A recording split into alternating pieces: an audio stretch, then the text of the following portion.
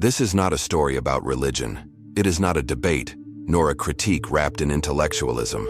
This is a confession, raw, lived, and real. It's a story of struggle, awakening, and liberation. I am not here to convert anyone, nor to condemn beliefs. I am here to share something more powerful. The journey of reclaiming my humanity in a world that tried to define every part of me before I could define it myself. For years, I lived within walls built long before my birth. Walls made of tradition, expectation, and control. Every decision, from what I wore to what I believed, was already made for me. And I never thought to challenge it. Not at first. Because when you're born into silence, you mistake it for peace. When you're trained not to think, you believe obedience is virtue. But somewhere deep inside, I knew something was wrong. What I'm about to share isn't just about me. It's about every woman who's ever been told she must submit to be worthy. It's for every voice that's been silenced and every dream that was dismissed before it could be spoken. I speak now not as a Muslim, not as an apostate, not even as a woman. I speak as a human being who finally chose to live, even when living came at the cost of everything I once knew. So if you've ever felt trapped by rules you didn't choose, if you've ever questioned the life others told you was right, stay with me. My name is Layla, and this is my story. I was born in a place where silence was taught before speech, where obedience was not a value, it was the only law. From the moment I opened my eyes to the world, I was told what to wear, how to sit, when to speak, and what to believe. There was no room for questioning. My days were structured around rituals I didn't understand, around rules that felt like chains disguised as protection. They told me I was blessed to be born into faith, but it never felt like a blessing. It felt like a script I was forced to perform. Every line rehearsed, every move monitored. I wasn't living, I was complying. And deep down, even as a child, something about it felt wrong. The house I lived in was filled with unspoken truths. My mother, graceful and silent, moved like a shadow. She did everything right. She prayed, she obeyed, she endured. And still, I saw pain in her eyes, the kind that no one dared to mention. My father was respected, feared, and obeyed. To the outside world, he was an honorable man. But behind closed doors, he was the enforcer of traditions that denied me my voice, my agency, my identity. He wasn't cruel out of hatred. He was cruel out of duty. That's what made it more terrifying. He believed he was saving me, saving my soul by imprisoning my mind. And who was I to question him? I remember the first time I asked, why? I must have been 8 or 9. The reaction was immediate and sharp. My mother froze. My father looked at me with disappointment that felt like shame. Because this is how it is, he said, and that was supposed to be the end of it. But something inside me didn't sit still. That question kept echoing quietly until it became unbearable. Why couldn't I play outside like my brothers? Why couldn't I read the books I wanted? Why did I have to cover myself, to hide my voice, to erase my presence? The more I asked, the more I was told to stop. But it was too late. The seed had been planted. What no one tells you is that the first act of rebellion is internal. It doesn't start with burning flags or screaming in protest. It begins with a whisper in your mind that says, "This isn't right." That whisper grows louder each time you're punished for wanting to know, for daring to be curious, for dreaming beyond the cage you were born into. I started to see the world differently. The things they said were sacred began to look like tools of control. The rituals they enforced felt empty when they were forced. And the more I saw, the harder it became to stay silent. I wanted answers, but answers were forbidden. The more I pushed, the more isolated I became. My community didn't tolerate questions, especially not from girls, especially not from me. I learned quickly that the price of honesty was exclusion. Teachers ignored me. Family whispered about me. My father grew colder. My mother begged me to stop asking, to just follow the path. "It's safer," she said. And maybe she was right. But safety isn't the same as freedom. And deep down, I knew I couldn't live the rest of my life pretending I didn't feel what I felt, that I didn't see what I saw. The more they tightened the grip, the more I slipped away. Eventually, the breaking point came. It wasn't loud or dramatic. It was quiet, a moment of clarity. I was looking at my reflection one day, and I didn't recognize the girl staring back. She looked like someone else's daughter, someone else's disciple, someone else's dream. And I asked myself again, is this really all I was meant for? That day, I made a decision. I would find a way out. Not just out of the house or the village, but out of the entire system. I didn't know how. I didn't know when, but I knew I had to. And if you're reading this now, I want you to understand. The decision is the first act of freedom. If you've ever felt trapped by family, by faith, by fear, I'm speaking to you. You're not alone. There's nothing wrong with your desire to be more, to understand more, to live fully. They will tell you you're lost, rebellious, cursed. But what you really are is awake. Don't let them dim that. Don't wait for permission. Your life is yours, and every step you take toward the truth is a step away from the prison they built around you. You don't need to have all the answers. You just need to start asking the right questions. Keep listening. I'm going to show you what happened next. Leaving wasn't just physical. Yes, I crossed borders. Yes, I packed my things and left everything I had ever known behind. But the real escape was mental, emotional, spiritual. For months I carried the guilt of leaving my mother, the shame of abandoning what they called the truth, the terror that I had just thrown away my entire identity. But I also carried something else, a spark. A dangerous, beautiful spark that whispered, "You're finally free." And that whisper was louder than any prayer I'd been forced to recite. It was louder than the shame, louder than the fear. And once I heard it clearly, there was no turning back. Canada was cold, unfamiliar, and overwhelmingly free. I could walk outside without being watched. I could speak without permission. For the first time, I could think out loud. That was terrifying. I had no idea how to exist outside the lines. At first, I tried to recreate the same walls around me. Habit, conditioning. I wore my silence like a shield. I bowed my head even when no one was demanding it. But slowly, the shield cracked. A professor asked me what I thought and waited for an answer. A stranger complimented my name without judgment. These small moments became turning points. Proof that I wasn't just surviving. I was beginning to live. I started reading, not just textbooks, but history, philosophy, feminism. I wanted to understand what had happened to me, to all the women I knew, why we were told we were less, why our voices were dangerous. What I found both broke me and rebuilt me. I realized that what I had grown up in wasn't sacred. It was systemic. It was engineered, designed to maintain power, not peace. What we were told was divine order was, in truth, a carefully constructed mechanism of control.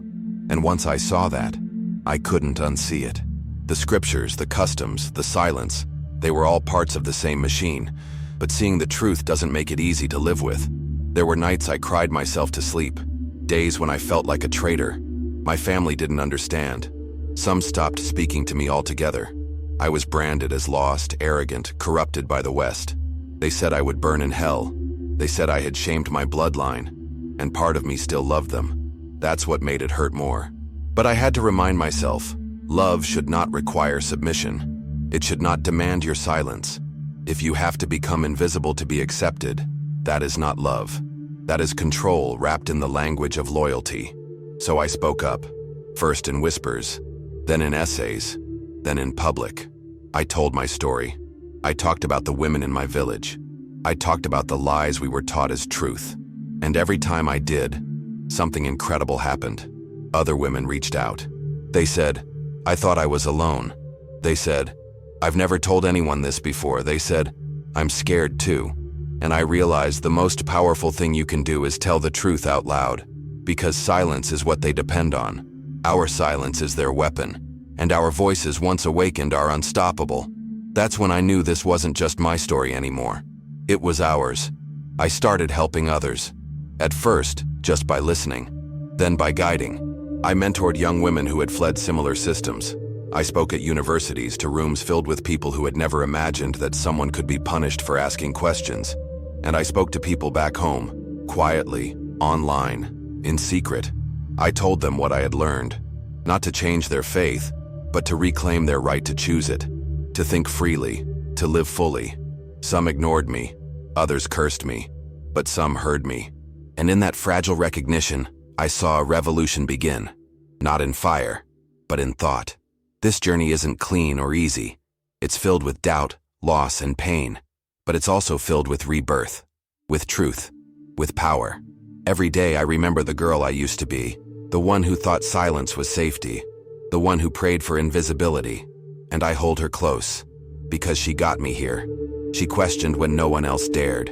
She saw the cracks in the system, and she chose to escape. If you're listening, and you feel like that girl, this is your sign. You are not wrong. You are not weak. You are waking up. Don't go back to sleep. The world wants you silent. Be loud. The deeper I stepped into freedom, the more I realized how layered the chains had been. It wasn't just about covering my body. It was about covering my thoughts. I had internalized fear so deeply that even in freedom, I still asked for permission. I questioned if I was allowed to speak, to lead, to exist fully. And that realization haunted me, because it meant that the system hadn't just controlled my life, it had shaped my sense of self. That was the hardest part to undo. But with every act of courage, I peeled another layer off. Every time I said no when I was expected to submit, I was reborn. Rebuilding myself required destroying parts I once believed sacred, and that's terrifying. When you begin to question the beliefs that raised you, you're not just losing rules, you're losing identity, community, certainty. But what I learned is that identity built on fear is not identity at all, it's imprisonment. True selfhood comes from choosing your values, not inheriting them. It comes from deciding who you are, not being told. And I decided I would not be defined by my past. I would not carry shame that wasn't mine. I would no longer be loyal to systems that never protected me. That choice was my liberation. Still, there are days when I feel like a bridge between two worlds. One foot in the traditions that raised me, the other in the truth that saved me. People ask, "Do you still believe in God?" And my answer is, I believe in truth. I believe in dignity.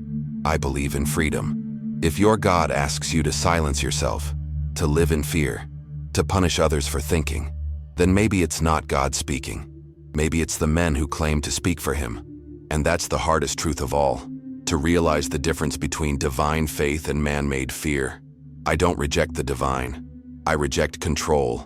In time, I found others like me, women who had walked away, some publicly, some in secret, some still hiding. But all of us were connected by the same wound and the same fire. We formed a quiet sisterhood, a web of survivors who knew the cost of truth, but chose it anyway. We shared our stories.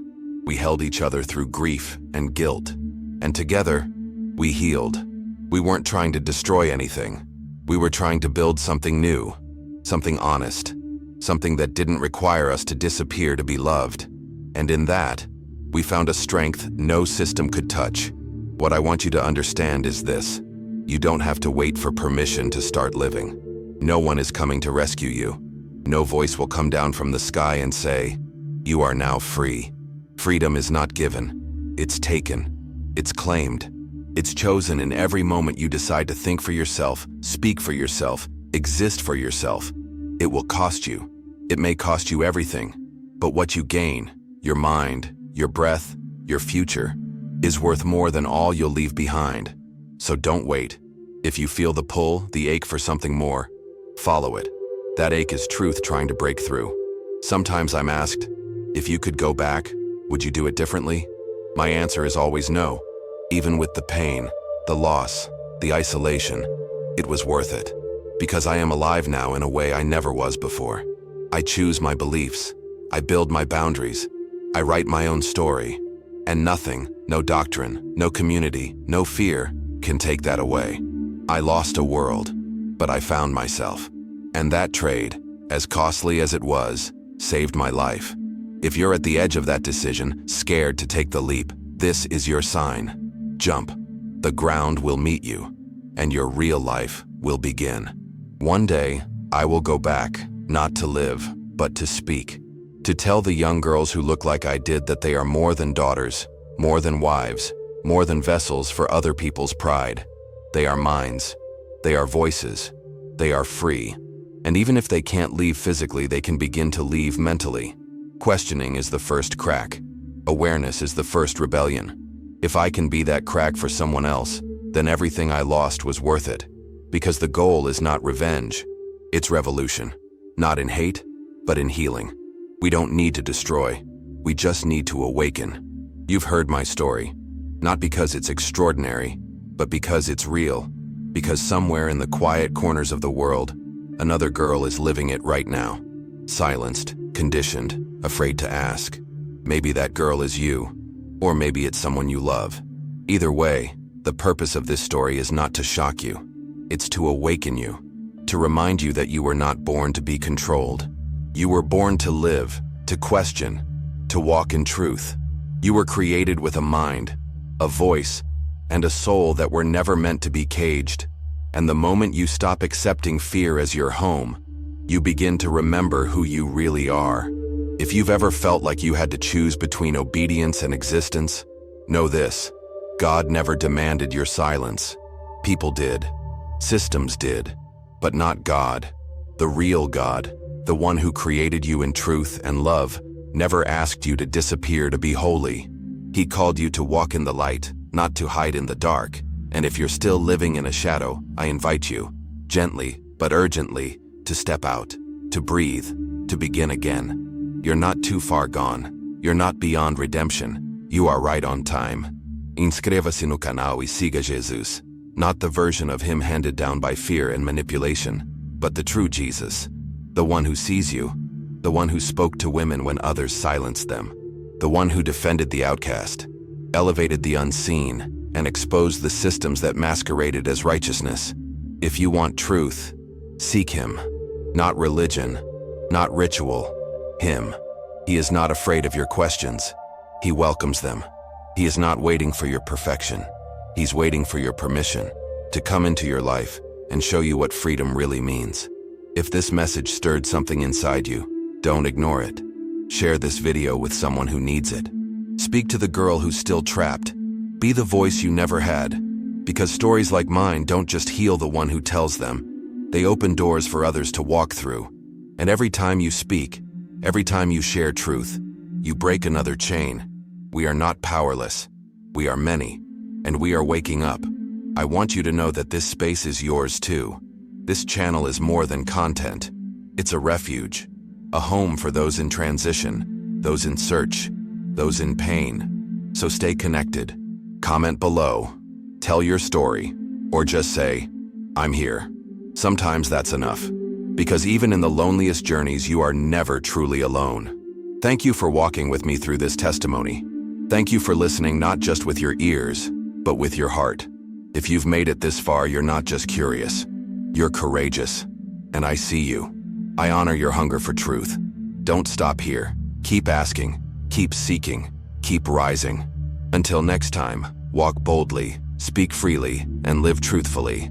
You are loved, you are worthy, and you are never beyond hope. We'll meet again soon.